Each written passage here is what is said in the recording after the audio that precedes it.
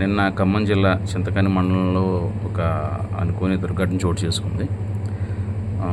ఆ పాప పేరు అంజలి కార్తిక, 9 ఏళ్ళ వయసు, 4వ తరగతి చదువుతుంది. విషయంలోకి వెళ్తే పాప ఫోన్ ఛార్జింగ్ పెట్టమని చెప్పడమో లేదా ఛార్జింగ్ పెట్టరనో అనుకున్న సమయంలో తన చేతులు తడిగా ఉండడం, తన చేతులు ఈ మెటల్ దాన్ని అంటుకోవడం వల్ల పజిల్ పెట్టే సమయంలో అంటుకోవడం వల్ల తగలటం వల్ల తను ప్రాణాలు కోల్పోయిందని మీడియాలో చెప్పడం జరుగుతుంది. ఓకే, అది నిజం కావచ్చు. దీన్ని ఛార్జర్ ఆన్లో పెట్టి ఉన్నప్పుడు దీన్ని ముట్టుకోవడం వల్ల ప్రాణాలు కోల్పోయేంత ప్రమాదం ఉంటుందా అన్న విషయం మీద మనం ఆడుకోవాల్సి వస్తే ఖచ్చితంగా ఉంటుంది. ఎప్పుడంటే మనం ఒక 400-500 ఖర్చు పెట్టలేక 50 రూపాయలు 150 రూపాయలు ఛార్జర్లు తీసుకుంటాం జరుగుతుంది ఇవాళ. ఎందుకంటే ఛార్జర్కి ఏం వద్దు. కానీ ఇప్పుడు గుర్తుపెట్టుకోండి, ఛార్జర్ 30-40 వేలు ఖర్చు పెట్టి మనం ఇవాళ ఫోన్లు కొంటున్నాం. ఒక 1000-1500 పెట్టి ఛార్జర్ కొనడం పెద్ద సమస్య ఏం కాదు నాకు తెలిసి. బ్రాండెడ్ ఛార్జర్స్ ఖచ్చితంగా తీసుకోవాలి ఛార్జర్ కొన అవసరం వస్తే. బ్రాండింగ్ ఛార్జర్లో మ్యాక్సిమం మామూలు అట్లా కూడా ఉంటుంది, కానీ బ్రాండ్లో వాళ్ళు స్టాండర్డ్స్ ఫాలో అవుతారు కాబట్టి ఖచ్చితంగా AC to DC కన్వర్టర్ ఒకటి ఖచ్చితంగా మెయింటైన్ చేస్తారు. ఇక్కడ AC to DC కన్వర్టర్ అంటే ఏంటంటే మన ఇంట్లో ఉన్న పవర్ సాకెట్కి AC కరెంట్ 240 volts వస్తుంది. ఆ 240 volts మనం డైరెక్ట్గా ఏలెడితే చచ్చిపోతాం అన్నమాట, గ్యారంటీ.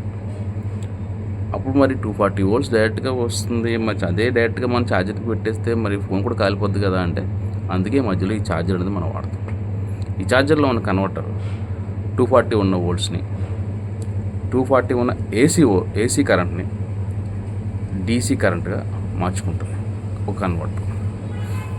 అది ఎంత మార్చుకుంటుందంటే ఆ ఫోన్ యొక్క డిజైన్ ప్రకారం, ఆ ఛార్జర్లో ఉన్న స్టాండ్స్ ప్రకారం కొన్ని 6 volts, కొన్ని 12 volts అలా ఉంటాయి.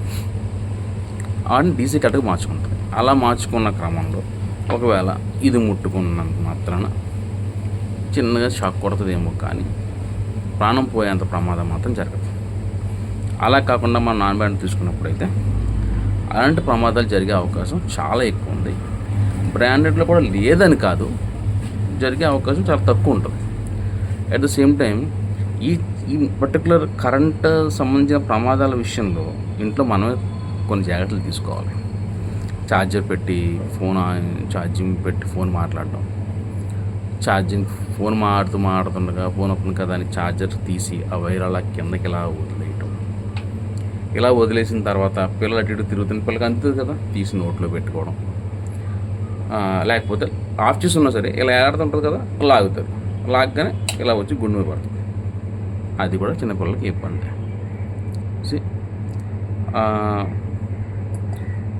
అలాగే ఇదేనే కాదు, కరెంట్ విషయంలో కరెంట్ కుక్కర్స్, మోటార్స్, ఐరన్ బాక్సులు, ఇవన్నీ కూడా కరెంట్ కుక్కర్స్, గ్రైండర్స్, మిక్సీస్, కరెంటుతో వాడే ప్రతి వస్తువు దగ్గర మనం జాగ్రత్తగా ఉండాలి.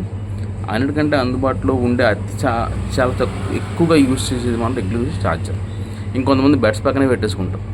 అవి బెడ్ పక్కన పెట్టేస్తాం, బెడ్ పక్కన ఒక చిన్న టూలే పెట్టి అవి పెట్టేస్తాం. సో అవి ఈ చిన్న పిల్లలకు కూడా ఆ సాకెట్స్ అవి అందుబాటులో ఉంటాయి. ఇన్కేస్ ఛార్జర్ విషయం పక్కన పెట్టండి, ఛార్జర్ తీసి పక్కన పెట్టేస్తే స్విచ్ ఆన్ చేసినప్పుడు గప్పుని చిన్నపిల్లలు వేలు సన్నగా ఉంటాయి కాబట్టి అది అందుబాటులో ఉండాలి. హైట్కి ఆ ఏళ్ళు అందులో పెట్టే ప్రమాదం కూడా ఉంటుంది. సో అవి అందుబాటులో లేకుండా ఛార్జర్లు పెట్టి వదిలేయకుండా ఇవన్నీ మన అవసరం బట్టి పని అయిపోగానే తీసి పక్కన పెట్టడం మంచిది. అలాగే కొంతమంది మనం పిల్లలు చెప్తుంటాం, నా ఛార్జర్ తీసి ఫోన్ తీసి ఆ ఛార్జర్ పట్టని చెప్తుంటాం, సాధారణంగా చెప్తుంటాం.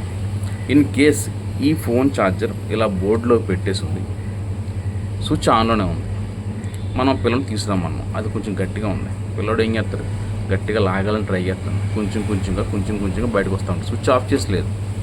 ఓకేనా, మనకంటే వేరు చాలా చిన్నగా ఉంటాయి, వాళ్ళు కొంచెంగా దాన్ని గ్రిప్ తీసుకొని ట్రై చేస్తుంటారు.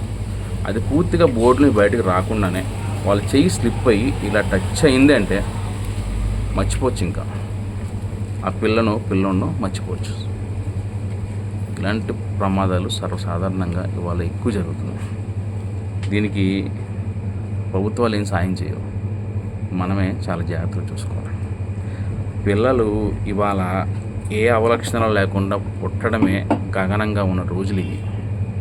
సో సో ఆరోగ్యంగా పుట్టిన పిల్లోడిని మంచి ఏదో చెడేదో ప్రమాదం ఏదో సరదా ఏదో తెలుసుకునే వరకు కంటికి రెప్పలా కాసుకోవడం చాలా మంచిది. నాకు నేను చేస్తున్న ఫస్ట్ వీడియో ఇది. నా మాటలో తప్పున్నా ఏమున్నా సారీ అండి. బట్ ఈ విషయం మటుకి విచారించదగ్గ విషయం. 9 ఏళ్ళు అంటే ఇంకా పాప సరిగ్గా పూర్తిగా ఆటను కూడా ఆస్వాదించిందో లేదో. కొంతమంది టెర్రస్ పైకి పిల్లలు వెళ్తుంటారు. రీసెంట్గా మొన్న కూడా మనం యూట్యూబ్లో చూడడం జరిగింది.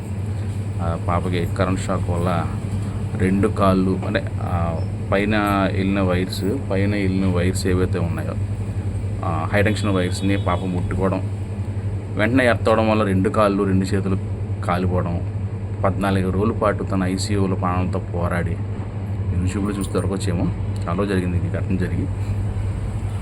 బట్టలు ఆడడం ఇంకా లంప పైకి వెళ్ళింది, దట్లు ఆరేస్తుంది. ఈ పిల్లకి వైర్ లేదా అనిపించి పక్కకి వెళ్ళి వైర్ పట్టుకుంది, అంతే. అది కాళ్ళు 2 విపరీతంగా కాలిపోవడం ఎత్తవడం వల్ల. సో కాపాడడానికి డాక్టర్లు కొన్నాళ్ళు ఫస్ట్ 2 కాళ్ళు తీసేయడం జరిగింది. అయినా కూడా ప్రాణంతో పోరాడి చనిపోయింది. సో ఇలాంటి చిన్న చిన్న ఘటనలు, ఇలాంటి ప్రమాదకరమైన ఘటనలు మళ్ళీ రిపీట్ అవ్వకుండా కొన్ని విషయాల్లో మనం జాగ్రత్తగా ఉండడం మంచిది. Thank you.